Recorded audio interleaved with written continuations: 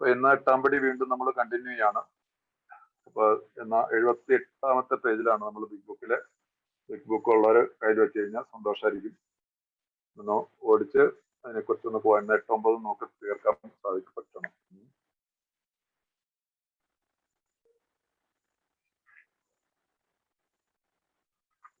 തീർക്കാമെന്ന് വിചാരിക്കുന്നു. അപ്പൊ കഴിഞ്ഞ ആഴ്ചയിൽ നമ്മൾ വായിച്ചു നിർത്തിയ 78-ാമത്തെ പേജില് മറ്റുള്ള ആളുകളെ ശക്തിയായി ബാധിക്കുന്ന കാര്യങ്ങൾ ഞങ്ങൾ എന്തെങ്കിലും കടുത്ത നടപടി എടുക്കുന്നതിന് മുമ്പ് ഞങ്ങൾ അവരുടെ സമ്മതം ആരായിരുന്നു. അങ്ങനെ സമ്മതം കിട്ടിക്കഴിഞ്ഞാൽ മറ്റുള്ളവരുമായി കാര്യങ്ങൾ ചർച്ച ചെയ്ത് സഹായത്തിനായി ദൈവത്തോട് പ്രാർത്ഥിക്കുന്നു. കടുത്ത നടപടി എന്നത് സൂചിപ്പിക്കുന്നത് ഞങ്ങൾ കുടിക്കരുതെന്നാണ്. അപ്പോൾ കടുത്ത നടപടി 8-9 പടികൾ ചെയ്യുന്നതിന് ആ സമയത്ത് നമ്മൾ കടുത്ത നടപടി എടുക്കുന്നതെന്ന് നമ്മൾ എന്താ പറയുക, അതൊരു കുഴക്കണ ഒരു രീതിയിലാണ് എഴുതിയിരിക്കുന്നത്. മറ്റുള്ള ആളുകളെ ശക്തിയായി ബാധിക്കുന്ന കാര്യങ്ങൾ എന്തെങ്കിലും കടുത്ത നടപടി എടുക്കുന്നതിന് മുമ്പ് ഞങ്ങൾ അവരുടെ സമ്മതമാരായിരുന്നു. കടുത്ത നടപടി എന്നോട് സൂചിപ്പിക്കുന്നത് ഞങ്ങൾ കുടിക്കരുതെന്നാണ്. നമ്മളുടെ ഭാഗത്തുനിന്ന് കുടിക്കാതെ ഈ കാര്യത്തിന് ധൈര്യപൂർവ്വം നേരിടുക. ഞങ്ങൾ എന്താണ് 8-ാമത്തെ പടി എന്നുള്ളത് അറിയാം. ഞങ്ങള് തെറ്റ് ചെയ്തിട്ടുള്ളവരുടെ ഒരു ലിസ്റ്റ് ഉണ്ടാക്കുന്നു. അവരോടെല്ലാം നമ്മൾ പരിഹാരം ചെയ്യാനായിട്ട് 9-ാമത്തെ പടിയിൽ നമ്മൾ സന്നദ്ധരാകുന്നു. ഇതാണല്ലോ 8-9 പടികൾ. ഞങ്ങൾ ഉപദ്രവിച്ചിട്ട് എല്ലാവരുടെയും ഒരു പട്ടിക തയ്യാറാക്കി അവരോടെല്ലാം പരിഹാരം ചെയ്യാൻ ഞങ്ങൾ തയ്യാറായി എന്നുള്ളതാണ് 8-ാമത്തെ പടി. 9-ാമത്തെ പടിയിൽ പ്രത്യക്ഷപരമായി പരിഹാരം ചെയ്യുന്നതുകൊണ്ട് അവർക്ക് മറ്റുള്ളവർക്ക് ഹാനി ഉണ്ടാകുന്ന സാഹചര്യങ്ങൾ ഒഴിച്ച് ബാക്കിയുള്ളവരോടെല്ലാം കഴിയും വിധം പരിഹാരം ചെയ്തു. അപ്പൊ നമ്മൾ 4-ാമത്തെ പടിയിൽ മുതൽ 4-ാമത്തെ പടിയും 8-ഉമായിട്ട് കണക്ഷൻ ഉണ്ടെന്നുള്ളത് ഞാൻ മുമ്പ് പറഞ്ഞതാണ്. കാരണം 4-ാമത്തെ പടിയിൽ നിന്നാണ് നമ്മൾ ദ്രോഹിച്ചിട്ടുള്ളവരെയൊക്കെ ഒരു പട്ടിക നമുക്ക് കണ്ടെത്താൻ പറ്റുന്നത്. അത് നമ്മൾ 8-ാമത്തെ പടിയിൽ ഒരിക്കൽ കൂടി ആ നമ്മൾ ദ്രോഹിച്ചിട്ടുള്ളവരുടെ മാത്രം ലിസ്റ്റ്. കാരണം 4-ാമത്തെ പടിയിൽ നമ്മൾ ദ്രോഹിച്ചിട്ടുള്ളവർ, നമ്മളെ ദ്രോഹിച്ചിട്ടുള്ളവരെ, എനിക്ക് വിദ്വേഷമുള്ളവരോട്, എന്റെ നീരസമുള്ളവർ, എന്നെ മൃണപ്പെട്ടിട്ടുള്ളവരെല്ലാം കൂടെ ഒരു കമ്പൈൻഡ് ആയിട്ടുള്ള ഒരു പുതിയൊരു തലത്തിലേക്ക് നമ്മുടെ വഴി സഞ്ചരിക്കുകയാണ്, തുടങ്ങുകയാണ് 4-ാമത്തെ പടി മുതൽ. അപ്പൊ ഇവിടെ 8-ാമത്തെ പടിയും 9-ാമത്തെ പടിയും ചേർന്ന് പോകുന്നു. ഈ ഞാൻ ദ്രോഹിച്ചിട്ടുള്ളവരുടെ ലിസ്റ്റ് ഉണ്ടാക്കുന്നു. അതിനുശേഷം അവരെ പരിഹാരം ചെയ്യാനായിട്ട് പോകുന്നു. അപ്പൊ അവിടെ ഈ ഭയത്തിന്റെ ഒരു ഇത് വന്നു കഴിഞ്ഞാൽ ഒരുപക്ഷെ കുടിച്ചു പോകാനൊക്കെ സാധ്യതയുള്ള ഒരു സാഹചര്യം ഉണ്ടാവാറുണ്ട് 8-9 പടിയുടെ സമയത്ത്. കാരണം ധൈര്യം വരാനോ അല്ലെങ്കിൽ ഭയപ്പെട്ടുകൊണ്ടൊന്നും അതിനുള്ള ആശ്രയത്വം അങ്ങനെ ഒരു സാധാരണ ഇതിൽ സംഭവിക്കൊന്നുമില്ല. ഒരു നല്ലൊരു സ്പോൺസറുടെ ആയിട്ട് ബന്ധപ്പെട്ടുകൊണ്ടുള്ള ഒരു ഇത്. പക്ഷെ ഒരു ബുക്കിൽ ഇങ്ങനെ എഴുതി വെച്ചിട്ടുണ്ടല്ലോ, കടുത്ത നടപടി എന്നതുകൊണ്ട് സൂചിപ്പിക്കുന്നത് ഞങ്ങൾ കുടിക്കരുതെന്നാണ്. അപ്പൊ ഏതായാലും ഞാൻ അതിനൊക്കെ കൂടുതൽ പോകുന്നില്ല. ഇനി അടുത്ത പാരഗ്രാഫിൽ മുതൽ ഓരോ 9-ാമത്തെ പടിയുടെയും 8-ാമത്തെ പടിയും രണ്ടും കൂടെ കമ്പൈൻഡ് ആണ് പോകുന്നത് പറഞ്ഞില്ല. അതിനകത്ത് ഇതൊരു സുഹൃത്തിന്റെ കഥ ഞങ്ങളുടെ മനസ്സിലേക്ക് കൊണ്ടുവന്നു. കുടിച്ചുകൊണ്ടുവരുന്നപ്പോൾ വളരെയേറെ വെറുത്തിരുന്ന അയാളുടെ ഒരു ബിസിനസ് എതിരാളിയുടെ രസീതി ഒന്നും കൊടുക്കാതെ അയാൾ കുറച്ച് പണം കടം വാങ്ങിയിരുന്നു. അയാൾ പിന്നീട് അങ്ങനെ പണം ആവശ്യമുള്ള കാര്യം നിഷേധിക്കുകയും ആ സംഭവം അവരെ അവമാനിക്കുന്ന ഉപാധിയൊക്കെയും ചെയ്തു. അങ്ങനെ അയാളുടെ തന്നെ ഒരു ദുഷ്ടവൃത്തി മറ്റൊരാളുടെ മാന്യത നശിപ്പിക്കുന്നുള്ള ഒരു മാർഗമാക്കി. യഥാർത്ഥത്തിൽ അയാളുടെ എതിരാളിയെ നശിപ്പിക്കപ്പെട്ടു. അപ്പൊ കള്ളത്തരം പറഞ്ഞുകൊണ്ട് തന്റെ ബിസിനസ് പങ്കാളിയല്ല, ബിസിനസ്സിലുള്ള ഒരു എതിരാളിയെ അയാളോട് കടം വാങ്ങിയതിന് ശേഷം ഞാൻ വാങ്ങിയിട്ടില്ല എന്ന് പറഞ്ഞ്, കാരണം രസീതൊന്നുമില്ല, റെസീറ്റുകളൊന്നുമില്ല, എന്നിട്ട് അയാളെ ഒരു കള്ളനാക്കി അവൻ കള്ളം പറയുകയാണെന്ന് പറഞ്ഞു. മദ്യപാന കാലത്തൊക്കെ നമ്മൾ ചിലരോടൊക്കെ അങ്ങനെയൊക്കെയുള്ള ചിലപ്പോ പുറത്തുനിന്ന് അല്ലെങ്കിൽ നമ്മുടെ വീട്ടിലൊക്കെ ആണെങ്കിൽ പോലും അച്ഛനോടോ അമ്മോടോ ഒക്കെ വലിയ ചേട്ടനോടോ ഒക്കെ വേണമെങ്കിൽ മേടിച്ചിട്ട് പറയും ഞാൻ മേടിച്ചിട്ടൊന്നുമില്ല എന്ന് പറയും. നമ്മൾ സമ്മതിക്കത്തില്ല. അല്ലെങ്കിൽ അടുത്ത ചില ആളുകളോടൊക്കെ ആണെങ്കിൽ നമ്മളിപ്പോ ഒരു രസീത് മൂലം ഒരു ചെക്കൊന്നും കൊടുക്കാതിരിക്കും കാശ് കൊടുക്കുന്നത്. കുറച്ച് കഴിയുമ്പോൾ ഞാൻ നിനക്ക് അന്ന് കാശ് തിരിച്ചു തന്നാർന്ന് പറയാം. അങ്ങനെ അത് കഴിഞ്ഞിട്ട് നമ്മൾ തന്നെ പറഞ്ഞു കൊടുക്കാം, ഇങ്ങനെ ഞാൻ എന്നോട് മേടിക്കാത്ത കാശിന്. അങ്ങനെ അവനെ നാണം കെടുത്തുന്നത് അയാളുടെ എതിരാളിയെ നശിപ്പിച്ചു കളയും. നമുക്ക് നമ്മുടെ എതിരാളിയെ നശിപ്പിക്കാൻ പറ്റും. പക്ഷെ ഈ കാര്യത്തിൽ അദ്ദേഹത്തിന്റെ ഒരു ഈ നമ്മുടെ ഒരു അമിത മദ്യപാനാസക്തനായിട്ടുള്ള ഒരാളാണ് ഇത് ചെയ്തെന്ന് ഓർക്കണം. അദ്ദേഹം അതിനെന്താണ് പരിഹാരം ചെയ്യുന്നതിനുള്ളതിനാണ് അടുത്ത പാരഗ്രാഫ് പറയുന്നുണ്ട്. തനിക്കൊരിക്കലും ശരിയാക്കാൻ പറ്റാത്ത തെറ്റ് താൻ ചെയ്തിട്ടുള്ളതായി അയാൾക്ക് തോന്നി. കാരണം റിക്കവറിയിൽ വന്നതിന് ശേഷം അയാൾക്ക് മനസ്സിലാവുകയാണ്, yes I did a mistake, ഞാനിത് ചെയ്തത് എനിക്ക് ശരിയാവില്ല. കാരണം നമുക്ക് ഇനി അങ്ങോട്ടുള്ള യാത്രയിൽ എന്റെ മനസ്സിൽ തെറ്റായിട്ടുള്ള അല്ലെങ്കിൽ മനസ്സിനെ ഡിസ്റ്റർബ് ചെയ്യുന്ന ഒന്നും എനിക്ക് കണ്ടിന്യൂ ചെയ്തുകൊണ്ട് പോകാൻ പറ്റത്തില്ല, പാടില്ല. ഇവിടെയാണ് ക്ലീൻ ഹൗസ് എന്നുള്ള ഭാഗം വരുന്നത്. എന്റെ ജീവിതത്തില് എന്റെ മനസ്സിനെ എന്നെ തന്നെ ശുദ്ധിയുള്ളവനാക്കണം. കാരണം ഇനിയുള്ളതെല്ലാം സ്പിരിച്വൽ ആയിട്ടുള്ള വാക്കുകളെ കുറിച്ചാണ്. ഒന്നാമത്തെ പടിയിലും രണ്ടാമത്തെ പടിയിലും കാര്യമായിട്ടുള്ള ഒരു സ്പിരിച്വൽ ആയിട്ടുള്ള ആക്ടിവിറ്റീസ് ഇല്ല, അത് ആക്ഷൻ സ്റ്റെപ്പുകളല്ല. നാലാമത്തെ പടി മുതലാണ് ശരിക്കുമായിട്ടുള്ള സ്പിരിച്വാലിറ്റിയുടെ ആധ്യാത്മികതയുടെ തലത്തിലേക്ക് നമ്മൾ വരുന്നത്. അപ്പൊ അതിന്റെ ആധ്യാത്മികതയുടെ ഏറ്റവും ഒരു ഉയർന്ന തലത്തിലേക്ക് വരാൻ പോവാണ് 8-9 പടികൾ കഴിഞ്ഞിട്ടുള്ള പിന്നീടുള്ള 10-15 പടികളുണ്ട്. അപ്പൊ 8-9 പടികൾ ചെയ്തെങ്കിൽ മാത്രമാണ് നമുക്ക് ഈ 10-ഉം 9-ഉം 10-ഉം 11-ഉം ഒക്കെ ചെയ്യാൻ പറ്റുള്ളൂ. അല്ല 9 അല്ല 10-ഉം 11-ഉം 8-ഉം നമ്മളിപ്പോ ചെയ്തുകൊണ്ടിരിക്കുക. കാരണം 10-ഉം 11-ഉം 11-ാമത്തെ പടിയിൽ പ്രാർത്ഥന, ധ്യാനം എന്നിവയിൽ കൂടി. അപ്പൊ പ്രാർത്ഥനയും ധ്യാനവും നടക്കണമെങ്കിൽ എന്റെ മനസ്സ് ശുദ്ധമാക്കിയാൽ മാത്രമാണ് എനിക്ക് ഈ പ്രാർത്ഥനാ ധ്യാനം എന്നുള്ള ഒരു തലത്തിലേക്ക് എനിക്ക് വരാൻ പറ്റുള്ളൂ. ഇപ്പോൾ നടക്കുന്നത് പ്രാർത്ഥന നടക്കുന്നുണ്ടാവും, പക്ഷെ ധ്യാനാവസ്ഥയിലേക്ക് വരേണ്ട ഒരു കാര്യങ്ങൾ പറയേണ്ടത് soul through prayer and meditation. അപ്പൊ ആ പ്രയർ ആൻഡ് മെഡിറ്റേഷനിലേക്ക് വരണമെങ്കിൽ നമുക്ക് നമ്മുടെ മനസ്സിനെ ശുദ്ധമാക്കിയിരിക്കണം, നമ്മുടെ കരങ്ങൾ ശുദ്ധമായിരിക്കണം, നമ്മുടെ കഴിഞ്ഞ കാലത്തിലുള്ള ആ ഇരുണ്ട ഭൂതകാലത്തിൽ നമ്മൾ പരിഹാരങ്ങൾ കണ്ടിരിക്കും. അപ്പൊ ഇതിനു വേണ്ടിയിട്ട് അദ്ദേഹം എന്താണ് ചെയ്തത്?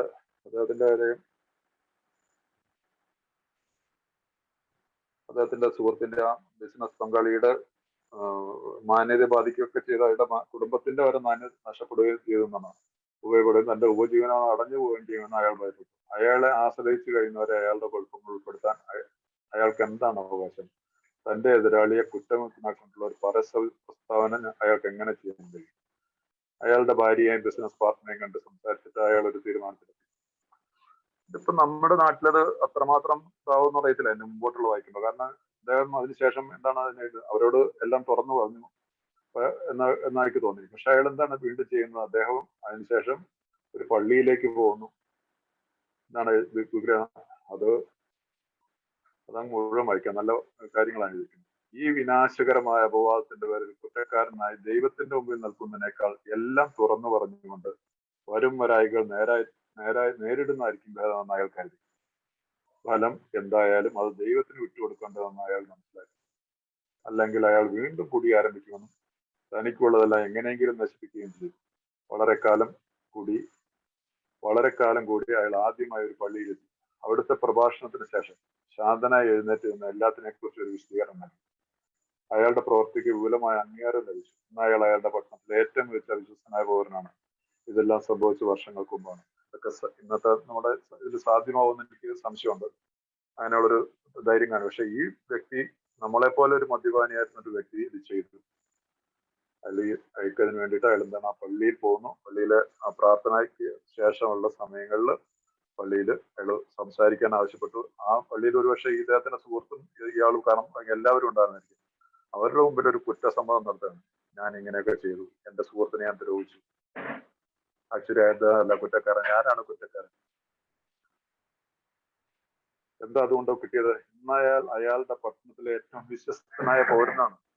ആ ഒരു പ്രവൃത്തി മൂലം അദ്ദേഹം നാണം കെടുകയല്ല ചെയ്തത്, അയാളെ കുറിച്ച് ആൾക്കാർക്ക് മതിപ്പുണ്ടാവുകയും ചെയ്തു. ഇത് തന്നെയാണ് നമ്മുടെ ജീവിതത്തിലും വരുന്നത്. നമ്മളിന്ന് ആരെങ്കിലും ദ്രോഹിച്ചിട്ടുള്ള ഒരാൾ ഉണ്ടെങ്കിൽ അവരോട് നമുക്ക് നേരിട്ട് പറയാം. ഇപ്പൊ ഇതുപോലെ പള്ളിയിൽ പോയിട്ട് അമ്പലത്തിലെ ക്ഷേത്രത്തിലൊന്നും നമ്മുടെ കേരളത്തിലേക്കുള്ള നമ്മുടെ രാജ്യത്തെ സാഹചര്യത്തിലൊന്നും അങ്ങനെയൊന്നും ചെയ്തതായിട്ട് എനിക്കറിയത്തില്ല. പക്ഷെ എനിക്കത് പറഞ്ഞ് ഇതിന് പരിഹാരം കണ്ടെത്തേണ്ടിയിരിക്കുന്നു. അപ്പൊ അതിനകത്ത് യാതൊരു ഒഴിവുകളും ചെയ്യാൻ പറ്റില്ല. അതെങ്ങനെ ചെയ്യണമെന്നുള്ളത് നമ്മുടെ സ്പോൺസർ ആയിട്ട് സംസാരിക്കണം. ചിലർ മരിച്ചു പോയവരുണ്ടാവും. മരിച്ചു പോയിട്ടുള്ളവരുടെ എങ്ങനെ പരിഹാരം ചെയ്യണമെന്നൊക്കെ ചോദിക്കും. അതിനെല്ലാത്തിനും പരിഹാരങ്ങളുണ്ട്. അപ്പൊ നമുക്ക് ആ ഇനി ഒരു 4-5 പടികൾ കൂടി നമ്മൾ ഒരു ഒരു ഭാണ്ഡത്തിൽ വിഴുപ്പ് കെട്ട് നമ്മൾ നമ്മുടെ തലയിൽ നിറക്കി വെച്ചതാണ്. അതിൽ നിന്ന് ഞാൻ ദ്രോഹിച്ചിട്ടുള്ള കുറെ ആളുകളുണ്ട്. അവരെ ആ വിഴുപ്പുകെട്ടിൽ നമ്മൾ ഒഴിവാക്കാൻ പറ്റില്ല. അതിന് ഞാൻ ഈ 8-9 പടികൾ കൂടി അവരോട് പ്രായച്ചിത്തം ചെയ്യുന്ന പോലെ. ഇതിനകത്ത് പ്രായച്ചിത്തത്തെ കുറിച്ചുള്ള ഇതിനകത്ത് ഞാനൊരു മിനിറ്റ് ഞാൻ നോക്കിയിട്ട് പറയാം. 8-9 പടികളിൽ നമ്മൾ ഓർത്തിരിക്കേണ്ട ഒരു നല്ലൊരു കാര്യം ഞാൻ പറയാം. കാരണം അത് നിങ്ങൾക്ക് പ്രയോജനം ചെയ്യും.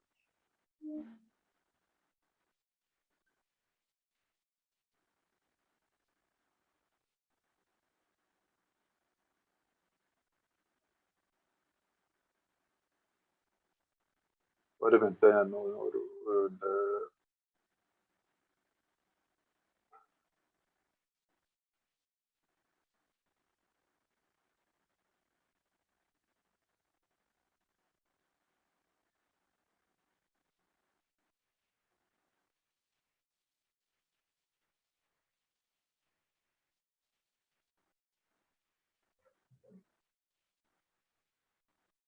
എനിവേ അത് ഞാൻ കാണുന്നില്ല. ഈ 8-9 പടികൾ നമ്മൾ ചെയ്യുന്ന സമയത്ത്, 9ാമത്തെ പടി ചെയ്യുന്ന സമയത്ത് നമ്മൾ ഒരു കാര്യം ഓർത്തിരിക്കണം. കാരണം ഇനി ഞാനിത് റിപ്പീറ്റ് ചെയ്യില്ല എന്നുള്ളൊരു തീരുമാനം കൂടി നമ്മുടെ മനസ്സിലുണ്ടായിരിക്കണം. ഞാൻ ഈ ചെയ്തത് കാരണം വീണ്ടും തെറ്റ് ചെയ്തു മാപ്പ് ചോദിച്ചു, വീണ്ടും തെറ്റ് ചെയ്തു മാപ്പ് ചോദിച്ചു, അത് അങ്ങനെ പാടില്ല. ഇനി അങ്ങോട്ടുള്ള എൻ്റെ ജീവിതത്തിൽ ഞാൻ ഇങ്ങനെയുള്ള തെറ്റുകൾ ആവർത്തിക്കില്ല എന്നുള്ളൊരു തീരുമാനം കൂടി നമ്മുടെ ഉള്ളിലുണ്ടായിരിക്കണം. അപ്പോൾ അത് എന്ന് വിചാരിച്ചുകൊണ്ട് ആവർത്തിക്കപ്പെട്ടുകൂടായിക്കൊന്നുമില്ല. പക്ഷെ സാധാരണ അതിൽ സംഭവിക്കില്ല. സത്യസന്ധമായിട്ടുള്ളൊരു തീരുമാനമാണ്. അങ്ങനെ സംഭവിച്ചാൽ നമുക്ക് അതുകൊണ്ടാണല്ലോ നമ്മുടെ 10ാമത്തെ പടി 9 കഴിഞ്ഞിട്ടുള്ള continue to take personal inventory. നമ്മുടെ ഈ ധാർമ്മികമായിട്ടുള്ള വിലയിരുത്തൽ തുടർന്ന് ചെയ്യുകയും തെറ്റ് ചെയ്യുമ്പോഴെല്ലാം സമ്മതിക്കുകയും ചെയ്തു. പക്ഷെ സാധാരണ ഇതിൽ വളരെ റെയർലി ആയിരിക്കും അങ്ങനെയൊക്കെയുള്ള കാര്യങ്ങൾ സംഭവിക്കുക. അങ്ങനെ സംഭവിച്ചാൽ പോലെ അതുകൊണ്ട് 8-9 കഴിയുന്നതോടുകൂടി ഭയപ്പെടേണ്ട ആവശ്യമൊന്നുമില്ല. അത്രേ ഉള്ളൂ ഇതിനകത്ത് കാര്യം. പിന്നീട് ഉള്ള ഈ ഇത്രയും ഭാഗത്ത് ആർക്കെങ്കിലും എന്തെങ്കിലും ചോദിക്കാനുണ്ടോ? സംശയം വല്ലതും ചോദിക്കാനുണ്ടോ?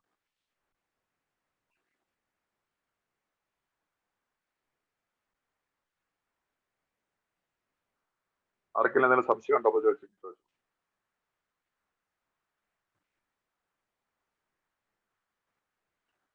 ഓക്കെ. ഇനി അങ്ങോട്ടുള്ളത് നമ്മുടെ ഗാർഹികമായ പ്രശ്നങ്ങളുടെ സാധ്യത ധാരാളമുണ്ട്. പുറത്തു പറയാൻ മടിക്കുന്ന രീതിയിൽ നാം സ്ത്രീകളുമായി ഒരുപക്ഷെ ഇടപെടുന്നുണ്ട്. ഇക്കാര്യത്തിൽ മറ്റാളുകളിൽ നിന്ന് അടിസ്ഥാനപരമായി കൂടുതൽ മോശപ്പെട്ടവരാണോ അമിത മദ്യപാനാസക്തർ എന്ന് ഞങ്ങൾക്ക് സംശയമുണ്ട്. പക്ഷെ കുടി കുടുംബത്തിലെ ലൈംഗിക ബന്ധങ്ങളെ കൂടുതൽ സങ്കീർണമാക്കും. കുറച്ചു കാലത്തെ ഒരു അമിത മദ്യപാനം കൊണ്ട് ഒരു ഭാര്യ പരീക്ഷയും വിദേശവതിയും ആരോടും ഒന്നും മിണ്ടാത്തവളുമായി തീരുന്നു. ഭർത്താവ് ആകട്ടെ തന്നെ കുറിച്ച് ദുഃഖിതനുമായി തീരുന്നു. അപ്പൊ ഏതൊരു കുടുംബത്തിലും മദ്യത്തിന്റെ ആ ഒരു തീക്ഷ്ണമായിട്ടുള്ള അവസ്ഥയിൽ കുടുംബ ബന്ധത്തിൽ ഒരുപാട് പ്രശ്നങ്ങളുണ്ടാകും. കാരണം ഒരു ഏതൊരു ഭാര്യയും ആഗ്രഹിക്കുന്നുണ്ട് ഭർത്താവിന്റെ പരിചരണവും സ്നേഹവും. നമുക്കത് കൊടുക്കാൻ സാധിക്കുന്നില്ല. അപ്പൊ അതുകൊണ്ട് പുള്ളിക്കാരത്തിന്റെ ഉള്ളിലൊരു ഭാര്യയുടെ ഉള്ളില് ഒരു പുകയുന്ന ഒരു ഇതുമായിട്ട് എപ്പോഴും നമ്മുടെ കിടക്കും. ചിലർക്കും പ്രതികരിക്കാൻ പറ്റില്ല. ചില സ്ത്രീകൾ പ്രതികരിക്കുന്നുണ്ടാവും, വഴക്കുണ്ടാക്കാൻ. ചിലർക്ക് വഴക്കുണ്ടാക്കാൻ ഭയമായിരിക്കും ഭർത്താവിന്. അപ്പൊ ഇതുപോലെ തന്നെ ഈ മദ്യത്തിന്റെ പേരിൽ എന്തെങ്കിലും കാര്യത്തിൽ എപ്പോഴും നമ്മുടെ തലയിൽ കുത്തുകൊണ്ട് നമ്മളും ഭാര്യയിൽ നിന്ന് അകന്നു നിൽക്കും. എന്തെങ്കിലുമൊക്കെ പറഞ്ഞിട്ട് അങ്ങോട്ടും ഇങ്ങോട്ടും തിരിഞ്ഞു കിടക്കും. നമ്മൾ പോലത്തേന് വെളിവില്ലാതെയാണ് പോയി കിടക്കുന്നത്.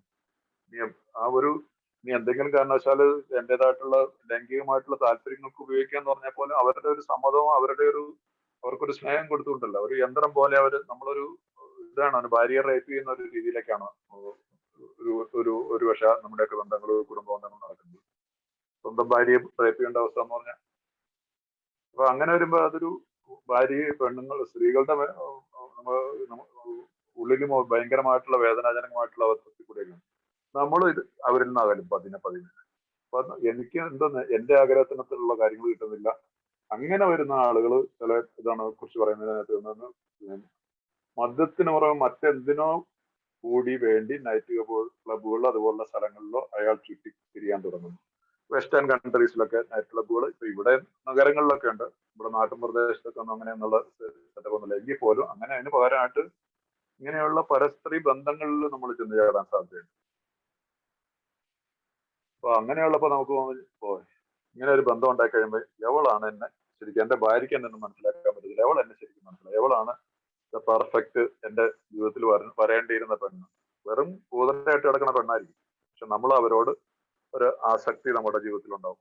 ചിലപ്പോൾ നല്ല പെണ്ണുങ്ങളാവാൻ വഴിയുണ്ട് കേട്ടോ. അവരുടെ രണ്ടും ഉണ്ട്. ഒന്നും മാത്രം പറയരുത്. ചിലപ്പോൾ ഒരു കുഴപ്പമില്ലാത്ത നല്ല കുട്ടികളുമായിട്ട് നമ്മൾ ബന്ധങ്ങൾ ഉണ്ടാക്കിയിട്ട് അവരുടെ ജീവിതം നമ്മൾ നശിപ്പിച്ചു കളയും നമ്മുടെ താല്പര്യത്തിന് വേണ്ടിയിട്ട്. അപ്പൊ അങ്ങനെ തന്നെ ശരിയായി മനസ്സിലാക്കുന്ന ഒരു പെൺകുട്ടിയും അയാൾക്ക് അതിശക്തമായ സ്വകാര്യ ബന്ധം ഉണ്ടായിരിക്കും. വളരെ ആത്മാർത്ഥമായി ഞാൻ പറയട്ടെ, അവൾ അയാളെ ശരിക്കും മനസ്സിലാക്കുന്നവളായിരിക്കാം. പക്ഷെ അത്തരം ഒരു കാര്യം കൊണ്ട് എന്ത് നേട്ടമാണ് ഉണ്ടാകുന്നത്? ഇപ്രകാരം പരസ്ത്രീ ബന്ധം പുലർത്തുന്ന ഒരാൾ പലപ്പോഴും ദുഃഖിതനായിരിക്കും. പ്രത്യേകിച്ച് അയാൾ വിവാഹം ചെയ്തിരിക്കുന്നത് എല്ലാ നാരകയാതനകളും അയാളുടെ അനുഭവിച്ചിട്ടുള്ള കൂറും ധീരതയുള്ള ഒരു ഭാര്യയാണ് അവൾ.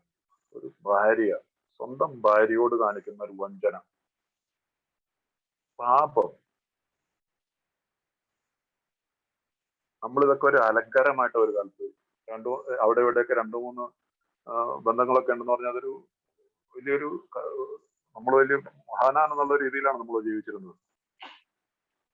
നമ്മുടെ വളരെ കുറച്ചടുത്ത സുഹൃത്തുക്കൾക്ക് ചിലർക്ക് അറിയാമായിരിക്കുമല്ലോ ഇങ്ങനെയൊക്കെയുള്ള.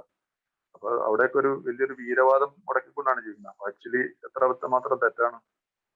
തന്നോടൊപ്പം ചേർന്ന് നിൽക്കുന്ന, തന്റെ മദ്യപാന കാലത്ത് കുടിച്ച് നമ്മുടെ ഛർദിയും മൂത്രവും മറ്റെല്ലാം ക്ലീൻ ചെയ്തുകൊണ്ടിരുന്ന ഭാര്യയെ നമ്മൾ മറന്നു പോകുന്നു. തത്കാലികമായിട്ട് കിട്ടുന്ന ഒരു സുഖത്തിന് വേണ്ടിയിട്ട് ഞാൻ എന്റെ മക്കളെയും ഭാര്യയെല്ലാം മറന്നിട്ട് വേറൊരു പരസ്ത്രീ ബന്ധത്തിലേക്ക് പോകുന്നു. എത്രയോ പേരുടെ ജീവിതങ്ങൾ അങ്ങനെയൊക്കെ നശിച്ചു പോയിട്ടുള്ളതായിട്ട് നമുക്കറിയാം.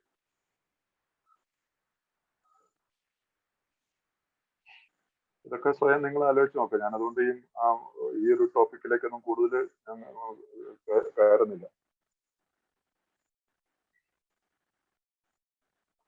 പിന്നെ ഈ ഒരു ടോപ്പിക്കിനകത്ത് ഈ 9ാമത്തെ പടിയിലേക്ക് വരുമ്പോൾ ഒരു വളരെ സൂക്ഷിക്കേണ്ട ഒരു കാര്യത്തെക്കുറിച്ച് ഈ അടുത്ത പേജിൽ 80ാമത്തെ പേജിൽ 79 കാര്യത്തിന്റെ സ്ഥിതി എന്താണെങ്കിലും നമുക്ക് ഈ കാര്യത്തിൽ എന്താണെങ്കിലും ചെയ്യേണ്ടതുണ്ട്. നമ്മുടെ ഭാര്യയ്ക്ക് അറിയില്ലെന്ന് ഉറപ്പുണ്ടെങ്കിൽ നാം പിന്നെ അവളോട് തുറന്ന് പറയണോ? എനിക്ക് ഇങ്ങനെയുള്ള ഇല്ലീസിറ്റ് റിലേഷൻസ് അല്ല പരസ്പരി ബന്ധം ഉണ്ടെങ്കിൽ ഇത് ഞാൻ അവളോട് തുറന്നു പറയേണ്ടതുണ്ടോ? എല്ലായ്പ്പോഴും വേണ്ടി വരില്ല എന്നാണ് നിങ്ങൾ പറയേണ്ട ആവശ്യമില്ല. അവൾക്ക് അറിഞ്ഞുകൂടെങ്കിൽ പറയേണ്ട ആവശ്യമില്ല. നമ്മുടെ കാടത്തങ്ങൾക്ക് പൊതുവെ അവൾക്ക് അറിയാമെങ്കിൽ എല്ലാം വിശദമായി പറയേണ്ടതുണ്ട്. നമ്മുടെ ഈ ചെയ്തികളൊക്കെ ഭാര്യയ്ക്ക് അറിയാമെന്നില്ല, തുറന്ന് പറയേണ്ടതുണ്ടോ? തീർച്ചയായും നാം നമ്മുടെ കുറ്റങ്ങൾ തുറന്ന് സമ്മതിക്കണം. അവൾ എല്ലാ വിവരം അറിയാൻ നിർബന്ധം പിടിച്ചേക്കാം. സ്വന്തം ജീവിതത്തിലുള്ള ആ സ്ത്രീ ആരാണെന്നും എവിടെയാണെന്നും ഭാര്യയ്ക്ക് അറിയാൻ താല്പര്യമുണ്ടാവും. മറ്റൊരു വ്യക്തിയെ ഉൾപ്പെടുത്തിക്കൊണ്ട് വിശദീകരണം പറയേണ്ട എന്ന് തന്നെയാണ് ഞങ്ങളുടെ അഭിപ്രായം. അപ്പൊ ഇനി ഏതെങ്കിലും കാരണവശാൽ എനിക്ക് അവിടെ ഒരു റിലേഷൻ ഉണ്ടെന്നുള്ളതിനെ കുറിച്ച് വൈഫിന് ഒരു ബോധ്യം ഉണ്ടെങ്കിൽ, നമ്മൾ അറിയുകയും ചെയ്തിട്ടുണ്ട്, നമ്മളെ ബന്ധങ്ങളെ കുറിച്ച് വൈഫിനെ മനസ്സിലായിട്ടുണ്ടെങ്കിൽ അവിടെ നമുക്ക് ഓക്കെ, എനിക്കിങ്ങനെ ഒരു ഇതുണ്ടായിരുന്നു, ഇന്ന് ഞാൻ അതിൽ നിന്ന് മോചനമാണ്. പക്ഷെ അത് ആരാണ് എന്താണെന്ന് ഒരിക്കലും പറയാതെ, ആരോടാണ് എനിക്ക് ബന്ധം ഉണ്ടായിരുന്നത്, എന്തായിരുന്നു അവർ എത്രമാത്രം ചോദിച്ചാലും അതിലും നമ്മൾ അറിയേണ്ടത് കഴിഞ്ഞൊരു അധ്യായമാണ്. ഇനി അതിനെക്കുറിച്ച് നമുക്ക് ഡിസ്കസ് ചെയ്യേണ്ടത് വേറൊരു വ്യക്തിയുടെ ഒരു ജീവിതത്തെ ബാധിക്കുന്ന ഒരു കാര്യമായിരിക്കും. അതുകൊണ്ട് നമുക്കത് വേണ്ടെന്ന് പറഞ്ഞിട്ട് സ്നേഹപൂർവ്വം അതിൽ നിന്ന് അതും മനസ്സിലാക്കിക്കോളും. കാരണം നമ്മളെ മദ്യപിക്കാതെ നിൽക്കുന്ന ഒരു തലത്തിൽ ഭാര്യയ്ക്ക് അത് മനസ്സിലാക്കാൻ ഉൾക്കൊള്ളാനും ഇപ്പൊ പോരാത്തതിനിപ്പോ നമുക്കിപ്പോ അലനോന്റെ ഒക്കെ മീറ്റിംഗ് ഉണ്ടെങ്കിൽ അലനോണിൽ പോകുന്ന ഭാര്യമാരാണെങ്കിൽ അവർക്കും അത് ഉൾക്കൊള്ളാനായിട്ട് സാധിക്കും. അവരതുകൊണ്ട് കൂടുതൽ പിടിവാശി പിടിക്കത്തില്ല. അത് ആരാണെന്ന് എനിക്ക് അറിയണമെന്നൊന്നും പറഞ്ഞ് നമ്മുടെ അടുത്തേക്ക് വരത്തില്ല. കാരണം എന്റെ മനസമാധാനത്തിൽ ഇന്ന് ഞാൻ ഉണ്ടാക്കിയെടുത്തിരിക്കുന്ന സന്തുലിതാവസ്ഥ, സമചിത്തതയൊക്കെ ഈ ഒരു കാര്യം കൊണ്ട് നശിച്ചു പോകാനുള്ള സാധ്യതയുണ്ടെന്ന് ഭാര്യയ്ക്ക് മനസ്സിലാകാനുള്ള കഴിവുണ്ടായിരിക്കും. അപ്പൊ അതുകൊണ്ട് അവരതിനെ കൂടുതൽ അറിയാനായിട്ട് ചോദിച്ചിട്ട് പറയുകയും ചെയ്യരുത്.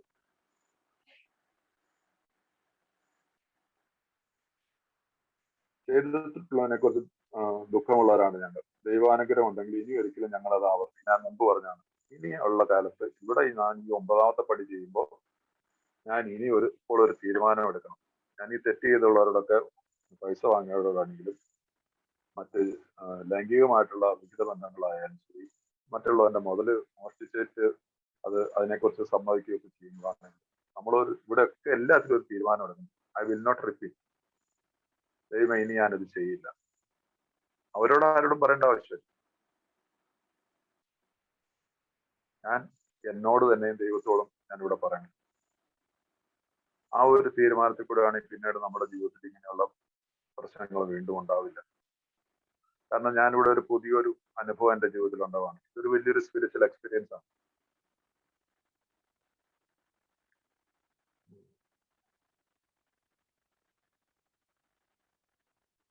പക്ഷെ ഏതെങ്കിലും തരത്തിലുള്ള നിബന്ധന ഇക്കാര്യത്തിൽ ഞങ്ങൾ മുന്നോട്ട് വയ്ക്കുന്നതിൽ ഞങ്ങൾ ചെയ്യാൻ പറ്റിയ ഏറ്റവും നല്ല രീതി ഇതാണെന്ന് കണ്ടിട്ടുണ്ട്. അതിപ്പോ വിശദീകരിച്ചാണ്. ജീവിതത്തെക്കുറിച്ചുള്ള ഞങ്ങളുടെ ധാരണ ഒരു വശത്തേക്ക് മാത്രം സഞ്ചരിക്കാവുന്ന ഒരു പാതയല്ല. അത് ഭാര്യയ്ക്ക് എന്നതുപോലെ തന്നെ ഭർത്താവിന് നല്ലതില്ല. നമുക്ക് മറക്കാൻ പറ്റുമെങ്കിൽ അവൾക്കും അതിന് കഴിയും. അവളുടെ അസൂയ എന്ന് പഴിച്ചേക്കാനിടയുള്ള വ്യക്തിയുടെ പേര് അവളോട് പറയാതിരിക്കുകയായിരിക്കും ഏറ്റവും ഉത്തമം.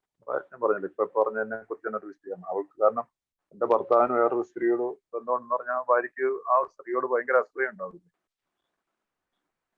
പെണ്ണില് കിട്ടാത്തൊരു സുഖം ഭർത്താവിന് അവളിൽ നിന്ന് കിട്ടുന്നു. അങ്ങനെയൊക്കെയുള്ള പെണ്ണുങ്ങളെ സംബന്ധിച്ചുള്ള അല്ലെ തന്നെ ഒരു ഫെമിനിൻ ജലസി എന്ന് പറയത്തില്ല, ഫെമിനിൻ ജലൻ, സ്ത്രീകൾക്കുള്ള ഒരു അസൂയത. അപ്പൊ അത് നമ്മൾ അതുകൊണ്ട് ഇത് പറയാതിരിക്കുന്നതാണ് ഏറ്റവും ഉത്തമം. അതുകൊണ്ട് ഒരിക്കലും ആ കാര്യങ്ങൾ ഡിസ്ക്ലോസ് ചെയ്യാറില്ല. കൂടുതൽ സത്യസന്ധതയ്ക്ക് പോയിട്ട് അബദ്ധങ്ങൾ പറ്റിയിട്ടുള്ള ആളുകളുണ്ട് കേട്ടോ നമ്മുടെ ഈ ആൽക്കോളിക് അനോണിമസിൽ. ഭാര്യയുടെ മുമ്പിൽ കൂടുതൽ സത്യസന്ധതയ്ക്ക് പോയിട്ട് കൃത്യമായിട്ടുള്ള ഒരു ചിലരെ ഡൈവേഴ്സ് വരെ നടന്നിട്ടുള്ള ചരിത്രമായിരിക്കും. ഡൽഹിയിൽ എനിക്ക് രണ്ടുപേരെ അറിയാം. കൂടുതൽ ഓപ്പൺ ആകാൻ പോയതിനു ശേഷം പറ്റി.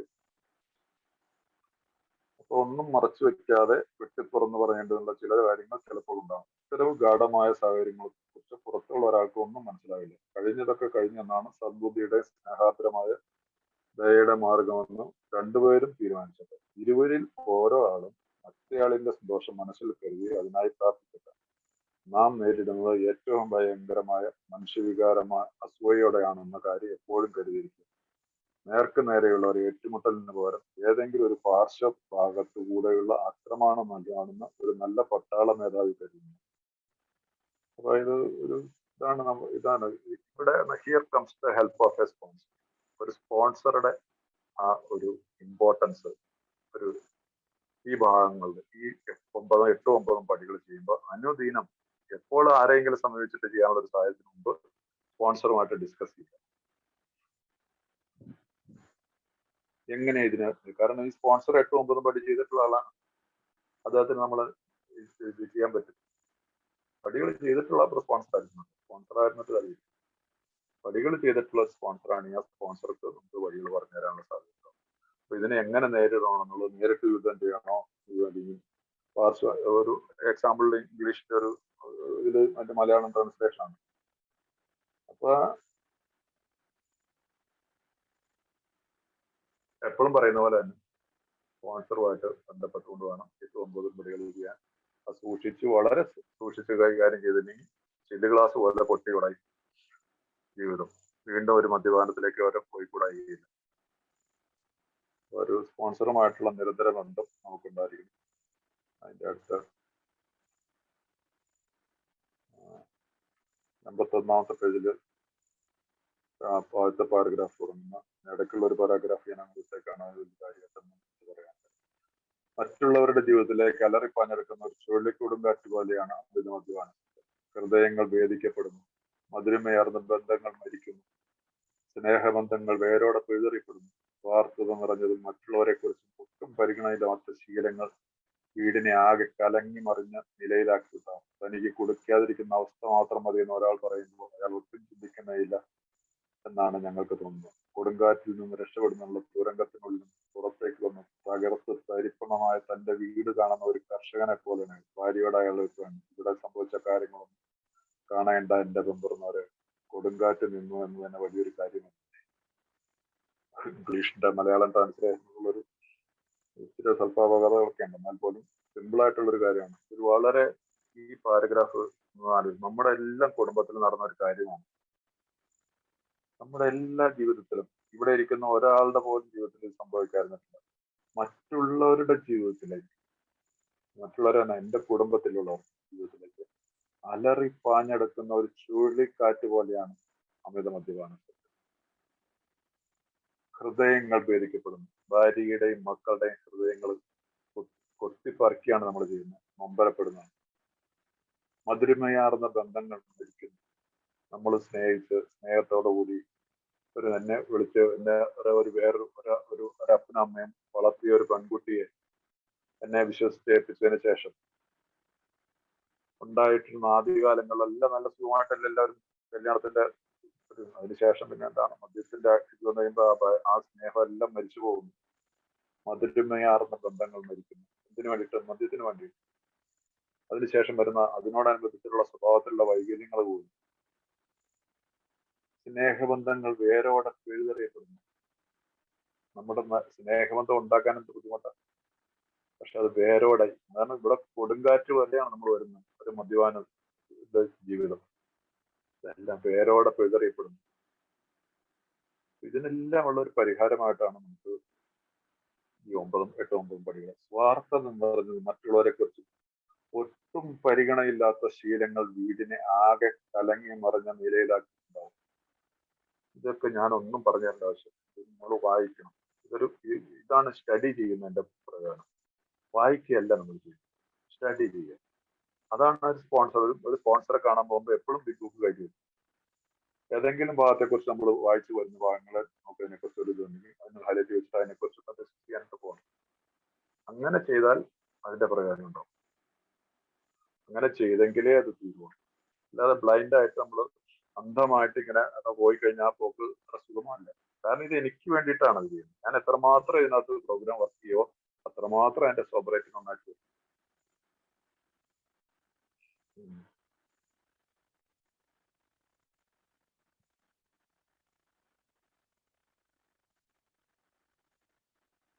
ഇനി ഇതിന്റെയൊക്കെ പരിഹാരമായിട്ട് അതിന്റെ അടുത്ത പാരഗ്രാഫിന്റെ അടുത്ത താഴത്തെ ഭാഗത്ത് എഴുതിയിട്ടുണ്ട്. അതുകൊണ്ട് പ്രഭാത ധ്യാനങ്ങളിൽ ക്ഷമയ്ക്കും സഹിഷ്ണുതയ്ക്കും ദയയ്ക്കും സ്നേഹത്തിനുമുള്ള മാർഗം കാണിച്ചു തരുന്നതിനായി ദൈവത്തോട് പ്രാർത്ഥിക്കുന്നു.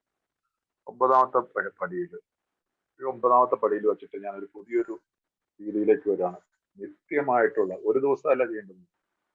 എന്റെ പ്രഭാതത്തിലുള്ള ധ്യാനങ്ങളിൽ, പ്രാർത്ഥനകളിൽ അല്ലെങ്കിൽ ധ്യാനത്തിൽ, അത് അവരവരുടെ സൗകര്യത്തിന് ധ്യാനിക്കുകയോ പ്രാർത്ഥിക്കുകയോ ചെയ്യുക. ക്ഷമയ്ക്കും, ഞാൻ ക്ഷമിക്കുന്നു, എന്നെ ദ്രോഹിച്ചവരോട് ഞാൻ ക്ഷമിക്കുന്നു. സഹിഷ്ണുതയ്ക്കും ദയയ്ക്കും സ്നേഹത്തിനുമുള്ള മാർഗം കാണിച്ചു തരുന്നതിനായി ദൈവത്തെ പ്രാർത്ഥിക്കുന്നു. ഒരു മദ്യപാനികളായിട്ടുള്ള നമ്മുടെ ജീവിതത്തിനെ കുറിച്ച് എഴുതി വച്ചിരിക്കുന്ന വാക്കുകളാണ്. എത്ര വലിയ വാക്കുകളാണ് നമുക്കുണ്ടായിരുന്നോ ഈ കാര്യങ്ങള്? ക്ഷമ നമുക്കുണ്ടായിരുന്നോ? ഇല്ലായിരുന്നു. സഹിഷ്ണുത ഉണ്ടായിരുന്നോ? ഇല്ല. പൊട്ടിത്തെറിക്കുമായിരുന്നു. ദയ ഉണ്ടായിരുന്നോ? ഇല്ല. ക്രൂരതയാണ് കാണിച്ചിരുന്നത്. സ്നേഹം ഉണ്ടായിരുന്നോ? ഇല്ല. സ്നേഹം കാണിച്ചിരുന്നെങ്കിൽ തന്നെ അത് സ്വാർത്ഥതയായിരുന്നു. അപ്പൊ ഇതിനുള്ള മാർഗം കാണിച്ചു തരുന്നതിന് ദൈവത്തോട് പ്രാർത്ഥിക്കുന്നു.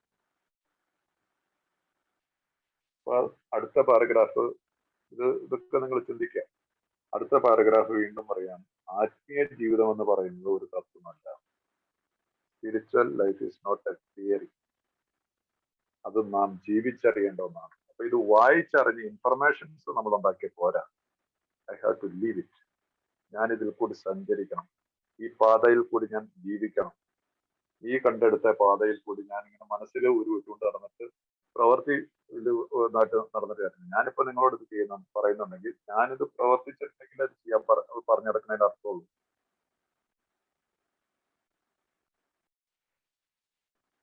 അപ്പൊ അതുകൊണ്ട് ഒരു പുതിയൊരു ജീവിതം നമ്മൾ ഇവിടെ മുതലൊരു വലിയൊരു മാറ്റം നടക്കുകയാണ്. നമ്മൾ 2ാമത്തെ പടിയിൽ നമുക്ക് ഒരു രജിസ്ട്രേഷൻ ഉണ്ടായിട്ടുണ്ട്. നമ്മൾ റീബോൺ എന്നാണല്ലേ പറയുന്നത്. നമ്മൾ പുനർജനിക്കപ്പെട്ടിരിക്കുന്നതാണ് ബിഗ് ബുക്ക് എഴുതിയിരിക്കുന്നത്. ആ പുനർജനനത്തിൽ നിന്നുണ്ടായതിന്റെ പുതിയൊരു അറിവും അനുഭവവും ആണ് ഈ 9ാമത്തെ പടിയിൽ. 5ാമത്തെ പടിയിൽ ദൈവാനുഭവം ഉണ്ടാവുകയാണ്. 9ാമത്തെ പടിയിൽ കൂടി ദൈവത്തിന്റെ എന്ത് വാക്കിട്ട് വേണമെങ്കിലും വിളിക്കാം. ആധ്യാത്മികമായിട്ടുള്ള നല്ലൊരു തലത്തിലേക്ക് നമുക്ക് ഇവിടെ മാറാൻ പറ്റും. ഇവിടെ എല്ലാം എളിമ, വിനയം നമ്മുടെ ഇതിന്റെ എല്ലാം ഫലമായിട്ട് നമ്മുടെ ഉള്ളിലുണ്ടാവും. ആ വിനയഭാവം വന്നാൽ മാത്രമാണ് 5ാമത്തെ പടിയിൽ നമുക്ക് കിട്ടിയതാണ് വിനയത്തിന്റെ ഭാവം. 5ാമത്തെ പടിയിൽ ഞാൻ എന്റെ തെറ്റുകളും എന്നോട് തന്നെയും മറ്റുള്ളവരോടും ദൈവത്തോട് ഏറ്റുപറയുന്നതോടുകൂടി വിനയഭാവം എന്റെ ഉള്ളിൽ വന്നതാണ്. ആ വിനയഭാവമാണ് മുമ്പോട്ട് ഉള്ള പടികളിൽ ഈ 6, 7 പടികളൊക്കെ ചെയ്തു വരുന്നത്. അപ്പൊ ഇവിടുന്ന് ഞാനൊന്ന് പുറകോട്ട് വരാം. ബിഗ് ബുക്ക് ഉള്ളവരൊക്കെ ഒന്ന് ഓർത്ത് വെച്ചിരിക്കുക. 68ാമത്തെ പേജിൽ ഞാനത് വായിച്ചു. നമ്മള് 4ാമത്തെ പടിയുടെ 4, 5 ഒക്കെ പടി ചെയ്ത് വന്ന സമയത്ത് നമ്മള് 4ാമത്തെ പടിയിൽ വന്നിട്ടുള്ളൊരു ഭാഗമാണ്. അതിനകത്ത് എന്ന് ഞാൻ പറഞ്ഞിരുന്നു, ഇവിടെ ഈ 9ാമത്തെ പടിയിലേക്ക് ഈ 68ാമത്തെ പേജിലേക്ക് വന്നിട്ട് ഇവിടെ ബിഗ് ബുക്ക് ഉള്ളവരൊക്കെ ഉണ്ടോ അല്ലെങ്കിൽ ഒന്ന് നോക്കിക്കോളാം. ഈ വിധം ഉദാത്തമായിരുന്നു പറഞ്ഞിട്ടൊരു പാരഗ്രാഫ് തുടങ്ങുന്നുണ്ട്. 2 പാരഗ്രാഫ് ഉണ്ട്. അതിനകത്തൊരു പ്രാർത്ഥനയായിട്ട് ഇതിനെ കാണാം. ആ പ്രാർത്ഥന എങ്ങനെയാണ് നമ്മൾ ചൊല്ലേണ്ടത്? ബുക്കിൽ എഴുതിയിരിക്കുന്നത് ഈ വിധം എന്നുള്ള മുതല് ഒരു പ്രാർത്ഥനയായിട്ട് എഴുതുക. അവിടെ ദൈവമേന്ന് എഴുതി വെക്കുക. ദൈവമേ, ഉദാത്തമായ ഒരു തെളിഞ്ഞ കുടുംബ ജീവിതത്തിന് രൂപം നൽകാൻ ഞങ്ങൾ എന്നുള്ളത് ഞാൻ ശ്രമിച്ചു.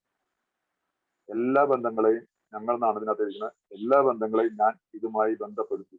ഇത് സ്വാർത്ഥതാപരമായിരുന്നു. മാതൃകമായ ഒരു കുടുംബ ജീവിതം രൂപപ്പെടാനും അതിൽ ജീവിക്കാനും ഞാൻ ദൈവത്തോട് അപേക്ഷിച്ചു.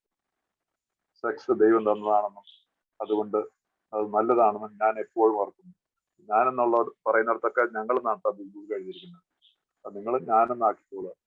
അത് ലാഘവത്തോടെ എടുക്കാനോ സ്വാർത്ഥപരമോ അല്ല, അവജ്ഞയോടെയോ ആർത്തിയോടെയോ കാണേണ്ടതുമല്ല. എന്റെ ജീവിത ദർശനം എങ്ങനെ രൂപപ്പെടുത്തുമോ അതിലേക്ക് ഞാൻ വളരേണ്ടതുണ്ട്. എന്റെ തെറ്റുകൾക്ക് ഞാൻ പരിഹാരം ചെയ്യേണ്ടതുണ്ട്. അങ്ങനെ ചെയ്യുമ്പോൾ കാര്യങ്ങൾ കൂടുതൽ വഷളാകാതെ നോക്കുക എന്നാണ്. ഓർത്തിരിക്കുക. അപ്പൊ നമ്മൾ പറഞ്ഞു തന്ന ഭാഗമാണ് 8, 9 പടികളാണ്. 4ാമത്തെ പടിയിൽ തന്നെ എഴുതി വെച്ചിരിക്കുകയാണ്. ചുരുക്കത്തിൽ മറ്റേതൊരു പ്രശ്നവും പോലെ ഞാൻ സെക്സും കൈകാര്യം ചെയ്യുന്നു. ഓരോ പ്രശ്നത്തിലും എന്താണ് വേണ്ടതെന്ന് ഞാൻ ദൈവത്തോട് ധ്യാനിക്കുന്നു. ശരിയായ ഉത്തരം കിട്ടും എനിക്ക് ആഗ്രഹമുണ്ടെങ്കിൽ. ഇത് തന്നെയാണ് ഇവിടെ പറയുന്നത്. നമ്മുടെ പ്രഭാത വേളകളിൽ ഈ പ്രാർത്ഥന ഇതൊരു പ്രാർത്ഥനയായിട്ട്, കാരണം ഇതൊരു സ്റ്റെപ്പ് സ്റ്റഡിയിൽ നിന്ന് ആരുടേതാണെന്ന് ഓർക്കുന്നില്ല. ഒരു പഴമക്കാരനായിട്ട് എനിക്ക് തന്നെ ഒരു ഫോറിനറാണ്, ഒരു കാനഡിയൻ. അതിന് ഒരു കാനഡിയൻ ബിൽ സ്മിത്ത് എന്ന് പറഞ്ഞ ട്രയലുടെ ഒരു സ്റ്റഡി ക്ലാസ് അറ്റൻഡ് ചെയ്തപ്പോഴാണ് അത് പിന്നീട് അത് എന്റെ സ്പോൺസറായിട്ട് അദ്ദേഹത്തിന് അത് പ്രയോജനപ്പെടുകയും ചെയ്തു. ഇത് നിങ്ങളൊന്ന് നോക്കി വെച്ചത് 68ാമത്തെ പേജ്. ബിഗ് ബുക്ക് കയ്യിലില്ലാത്തവര് അത് ഒന്ന് കടലാസിൽ നോക്കിയത് വളരെ ഇമ്പോർട്ടന്റ് ആയിട്ട് ഈ പ്രഭാതത്തിൽ ഈ 9ാമത്തെ പടിയിൽ വരുന്ന പ്രഭാത വേളകളിൽ, ഈ പ്രഭാത ധ്യാനങ്ങളിൽ ഈ പ്രാർത്ഥന ചൊല്ലിയ ധാരാളമായിരിക്കും. ഒരു പ്രാർത്ഥനയായിട്ട് എടുക്കണം. 2 ചെറിയ പാരഗ്രാഫാണ് കേട്ടോ.